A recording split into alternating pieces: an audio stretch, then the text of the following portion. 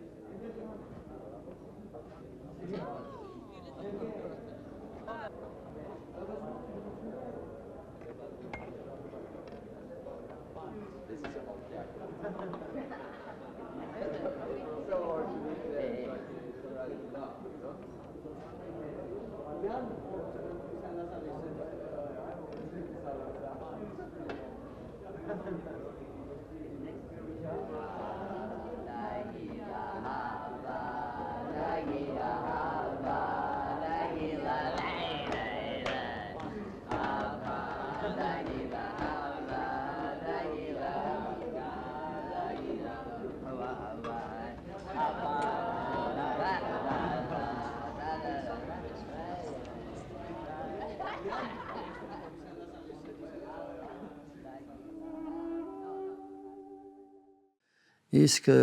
պատմությունը դա վերջին կարիերան է։ Ինձ համար շատ կարևոր պատմություն է, որտեղ դա օտար երկրում ապրած հայերի տխուր պատմությունն է, որոնք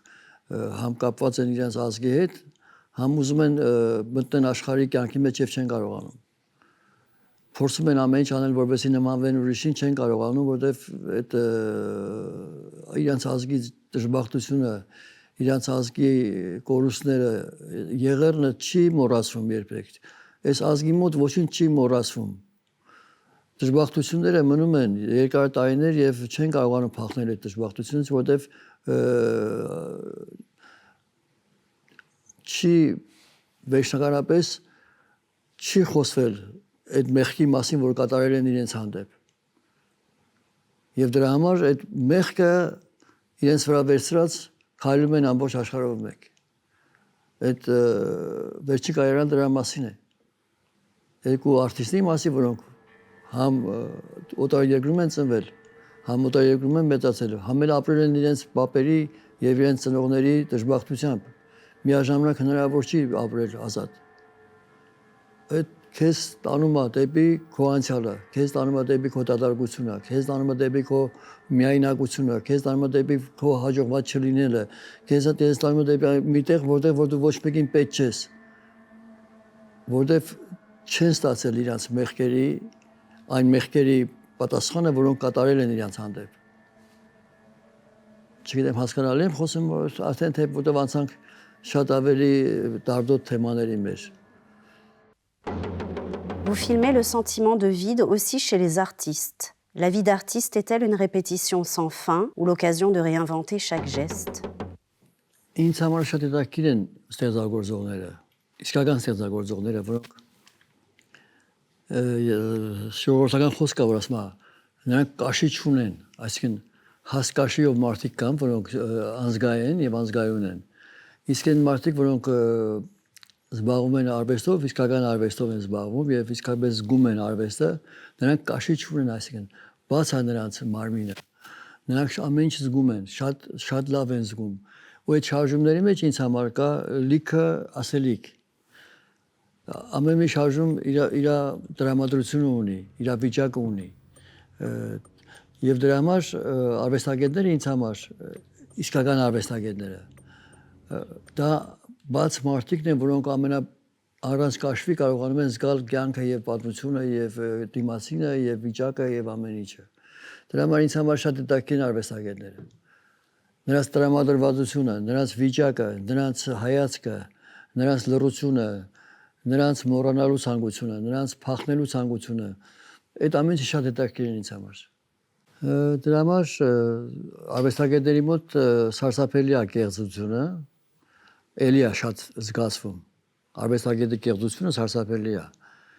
Արվեստագետի անկեղծությունը շատ մեծ անկեղծություն է։ Եվ դրա համար կողմնակից ես դառնում իր իսկական արվեստին։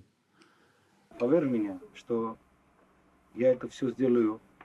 опять от души. То есть я силой своей не буду жалеть. Да, жалко, что вот в это время я как-то полностью себя не отдаю вот именно творчеству в плане живописи. Просто мне очень страшно, что вот эта моя картина, которая здесь стоит, и я все время к нему подкрадываюсь, понимаешь, как будто убегая от мамы, от папы, как будто, убегаю к любовницу.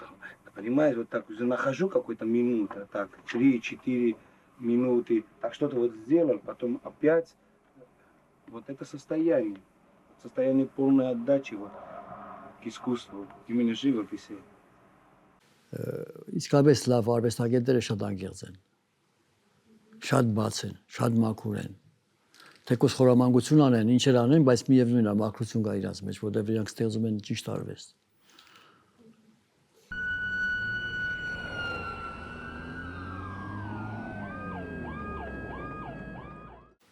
Ես կարծես թե մի քիչ ինձ հետ եմ քաշել ամեն ինչից, որովհետև իմ հերոսները պահանջել են, որպեսզի շատ համեստ լինեմ ես։ Դերասանություն չանեմ, արտիստիզմ չունենամ, բայց այնքան հավատան ինձ, որ բացվեն մինչև վերջ։ Դրա համար ես այդքան արտիստիկ չեմ, ինչքան որ պետք է։ Ես մի քիչ ավելի միայնակ եմ, որովհետև ինձ ամենաշատ մտերիմ դառնում են իմ դժբախտ հերոսները։ Ամենամտերիմները ինձ համար իմ դժբախտ հերոսներն են, որոնց ես չեմ կարող արտիստիկ բաներ անեմ իրաց ներկայությամբ։ Ես պետք է ինչքան հեռու մնամ արտիստիզմից, ինչքան համեստ լինեմ, այնքան լավ։ Իմ ֆիլմը, իմ կադրը շատ վախեցած է մոտեկանում եւ ջրին, եւ քարին, եւ ծառին, եւ մարդուն, եւ գործողությանը, որովհետեւ շատ չխանգարի, որովհետեւ այն ճշմարտությունը, այն ազնվությունը, որ կա այդ սիտուացիայի մեջ, վիճակի մեջ, պահպանվի։ Ինձ համար շատ կարևոր է, դրա համար շատ տարբեր ենք մենք։ Ես շատ տարբեր եմ բռնացած բոլորից, ովքեր որ ջարդում են նյութը, որպեսզի հանեն մեջտեղից իրան ճշմարտությունը։ Իսկ իմ մոտ միշտ վախեցած եմ, որպեսզի այդ մարդկանց չխանգարեմ իրենց իրական կյանքով ապրելու։ Երկու ձև ունեմ ամենակարևոր ձևերը ինձ համար ֆիլմ ստեղծելու համար։ Մեկը դա ես անունը դրել եմ դոկումենտալ սիմվոլիզմ, երբ որ օգտագործում եմ իրեր, օգտագործում եմ բնության տված նվերները, այսինքն քար, ծռված ծառ, հոսող գետ,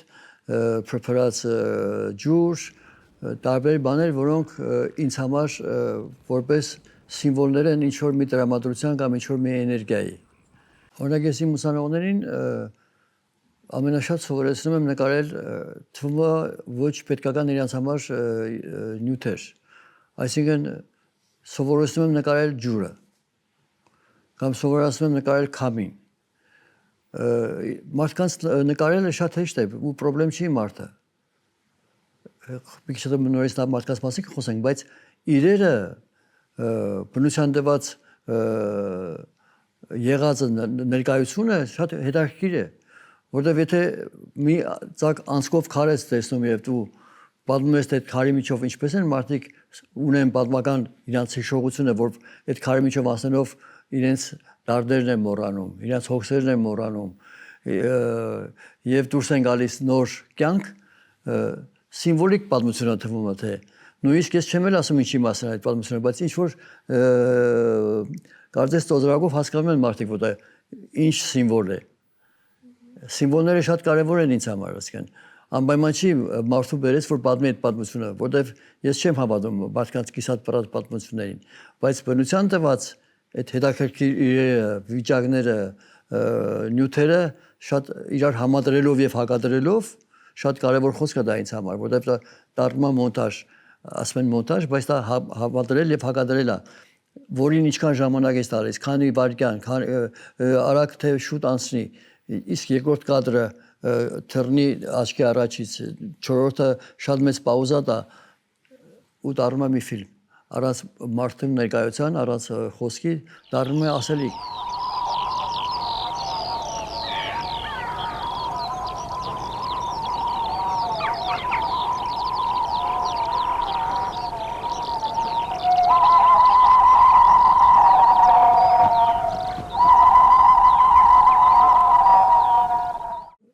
Երկրորդը ինձ համար ինչ խոսք վերադառնանք մարդկանց, որ նկարում եմ, ինչ խոսք պետք է ամենամաքրագույն ազնիվ անկեղծ խոսակցությունը լինի։ Պետք է հասնել դրան, եթե ես չեմ հասնում անկեղծության 100%-անոց վիճակին, ես չեմ դա օգտագործում, որովհետև ինձ համար գոյություն ունի մի կինո, որ կոչվում է հավերժ կինո, այսինքն ֆիլմ, որը երբեք չի հնանում, պատմություն, որը երբեք չի հնանում, որովհետև այնքան անկեղծ է, որ անցնի 100 տարի, անցնի 50 տարի, 200 տարի, միևնույն հետաքրքիր կլինի այդ նոր եկող սերունդին, որոնք ոչ էլ հիշում են այդ պատմությունը, ոչ էլ գիտեն, բայց տեսնելով հանդերձ կհասկանան, թե ինչքան անկեղծ եւ ճիշտ է պատմած պատմությունը։